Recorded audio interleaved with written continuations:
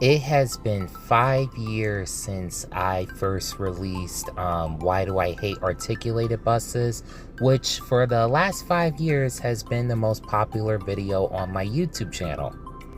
And ever since that video came out, and still to this day, I still end up receiving comments that varies from bus operators that admire driving them, ones that see either the advantages or disadvantages to articulated buses, and of course, every once in a while, I may end up getting like a mean commenter saying something against either myself or just my viewpoints in general. And a lot has changed within those 5 years. Since then, I have published books and essays regarding my viewpoints on articulated buses and other forms of public transportation. Most of my views regarding public transportation and ideas for it is especially in my book series, Raymond Waters' Imagination.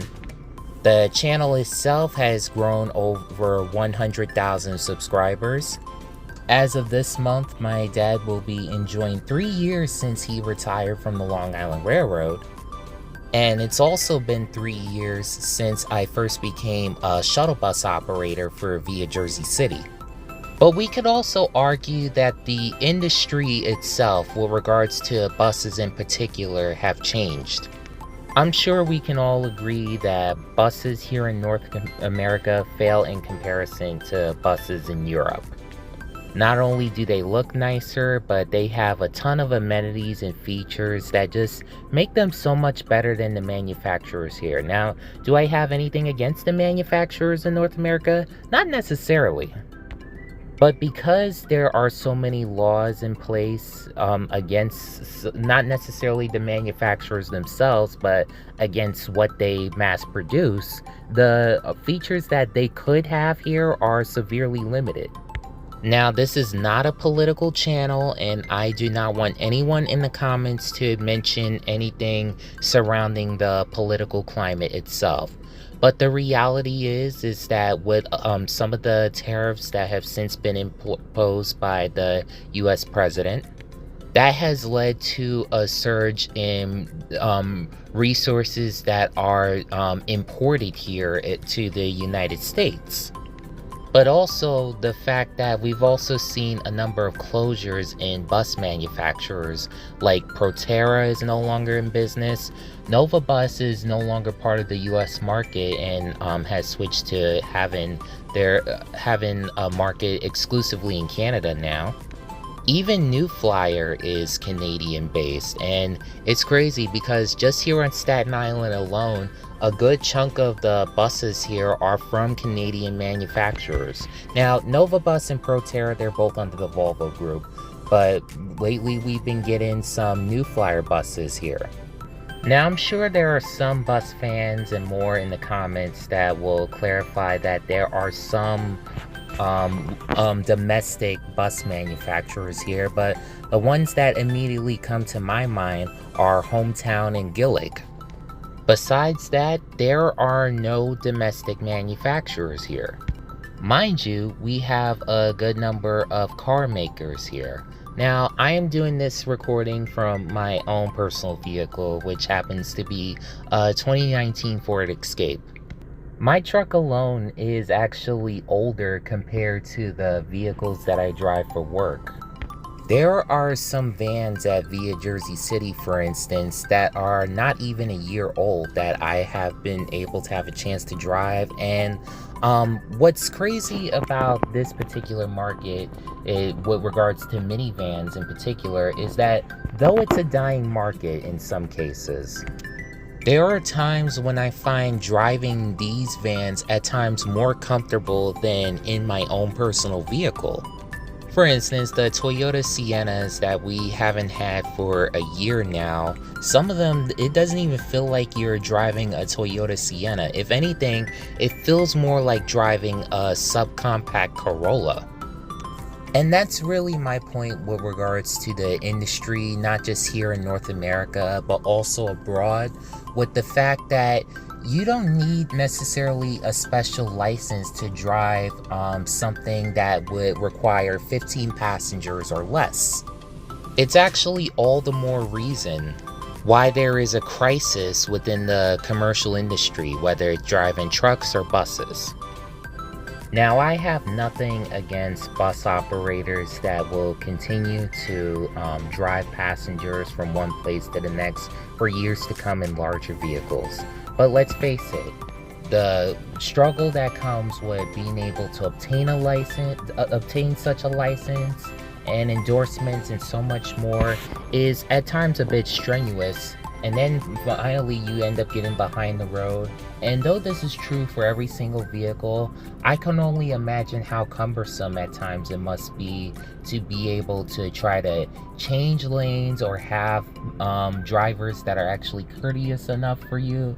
Because even though I drive minivans for a living, I have times where there are some that are either they're insensitive or uncaring about the circumstances, whether they're in another vehicle or even with regards to your own passengers. It's something that every transit operator has to unfortunately deal with. But is it possible to lighten the load? Or has it always been possible to lighten the load? I say yes. Vehicles that do not require a CDL could vary from a compact vehicle that could accommodate for up to 4 or 5 passengers to a van that could carry at maximum 15 passengers. Anything more than that, then you'll need a CDL. Now, the argument can be made that you could be able to carry more passengers within a bigger vehicle to be able to get certain ones from one place to the other. And you will not be mistaken. That's why I argue the real best system to be able to get people from one place to the next is really from a train system, whether it's a metro system, streetcars, or something alike. And the reason why I know this is because my dad was a locomotive engineer for over 30 years. And within those 30 years, he did not need a special license whatsoever to be able to operate a train that would carry hundreds of passengers at a single time.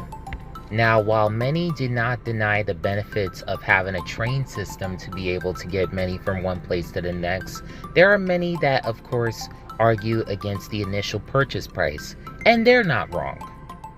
Now, I have noticed this as a microtransit operator when it comes to operating vans that are not at full capacity. We often tend to get passengers to their destination much sooner. For instance, at Via Jersey City, one of the vans that we have is the Honda Odyssey. Now, around the time of recording, they go up to a maximum of 4 passengers, and then we drop them off. Now, the reality, of course, is the Honda Odyssey could be able to accommodate for up to 6 people in this particular van. But the fact that it only goes up to 4 at a time, it's able to get passengers to their destination sooner. Same capacity is also in our Toyota Siennas.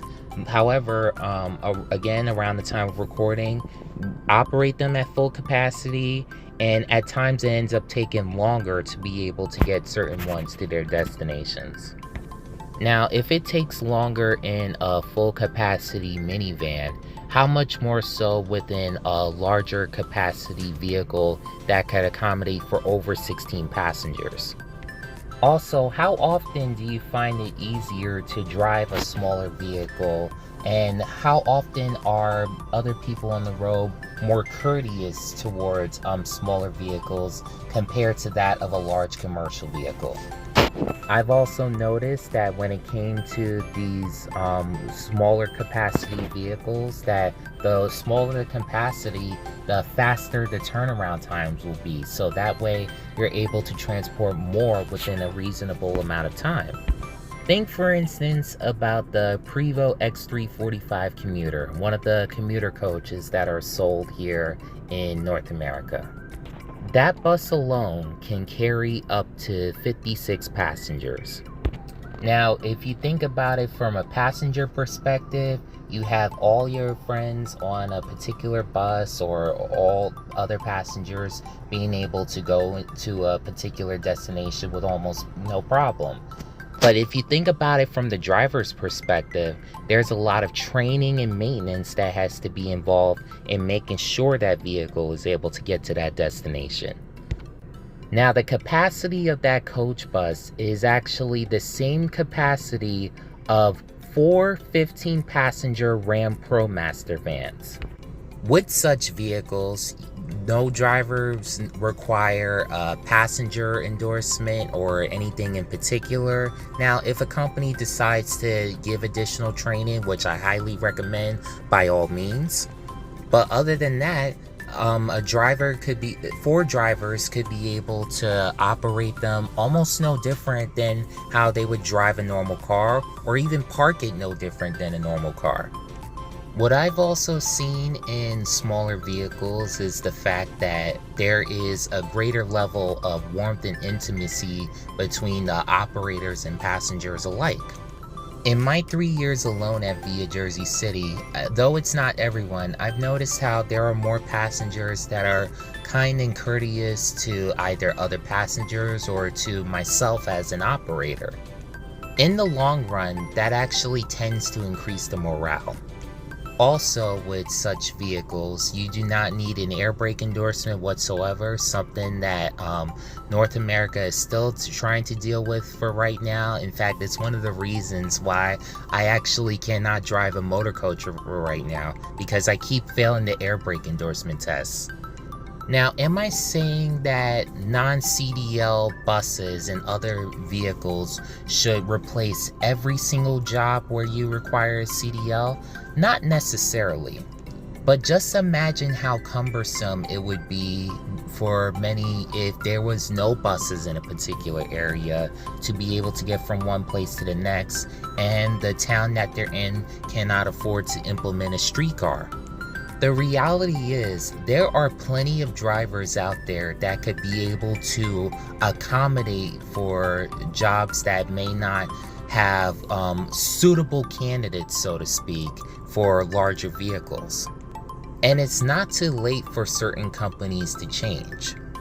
That's why today I am pleased to announce that in the next few updates within my book series, Raymond Waters' Imagination, most of the jobs that require CDLs will either be replaced or discontinued altogether.